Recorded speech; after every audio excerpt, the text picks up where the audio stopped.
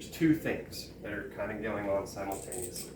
The first one being the malrotation. Like we said earlier, there's a spectrum of malrotation. So what happens whenever the baby is still developing, the gut kind of comes out, twists around a little bit, and then goes back in. That's how we get this normal shape of, the stomach kind of comes down, then you have small bowel kind of loops back around like this, and then you do this for a little bit, and you get the large bowel. It comes up across, down. Right. That's normal. Right. What we're seeing on the imaging with her is essentially it kind of comes down, your stomach here, and then all the small bowel is over here. It's normal, it's still functional. And then it just leads into a large bowel, which is kind of over here. Okay. So functionally, they're the same. Still healthy, small and large bowel. It's just in a different anatomical position. And like we were explaining earlier, is when there's malrotation, if it's twisted on itself in a different configuration than normal, this is the configuration that surgically we would put it into. She's already there.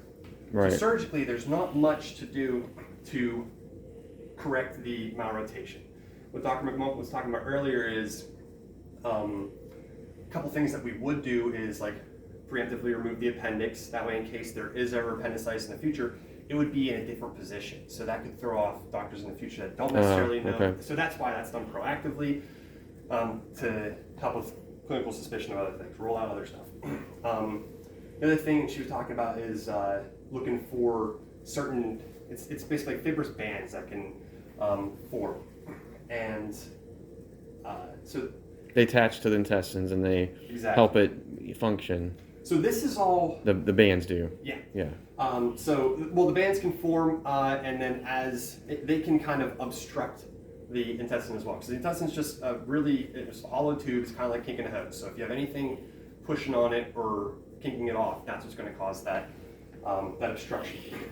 This is not much of a concern at this point in time because, like we were talking about earlier, if there's a volvulus or if there's anything seriously wrong with the bowel because of the malrotation, it's going to present much earlier on in life, typically within the first couple months, then definitely most likely within the first year. So like roughly about 10% of malrotations are incidental findings later on in life. That's exactly what we have here. Okay.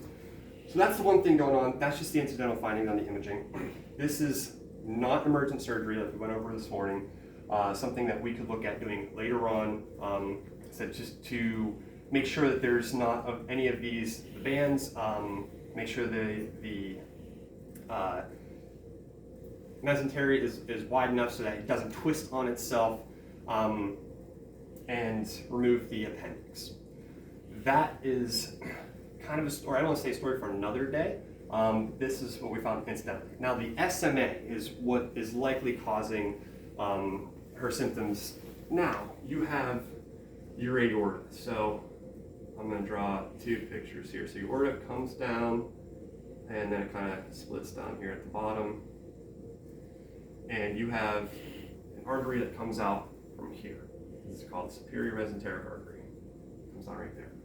Right here you have stomach, and then small bowel kind of comes right down across that. So stomach sits here, and then duodenum comes there. This artery goes over top. Oh, right. Okay. Of you're drawing a bigger picture than that. That bowel. Yeah. The surgeon. So from the side, you would see the aorta. This is the superior mesenteric artery coming out, and then that goes. Yeah. So this is front view, side view, and then right here is where the intestine sits. Okay, so it's right underneath that. When this angle is really low, because this sits in a bunch of fat that right. Kind of splits those two. When you have a lot of weight loss or her IV just came out of her arm because she tripped. okay, And we can get that taken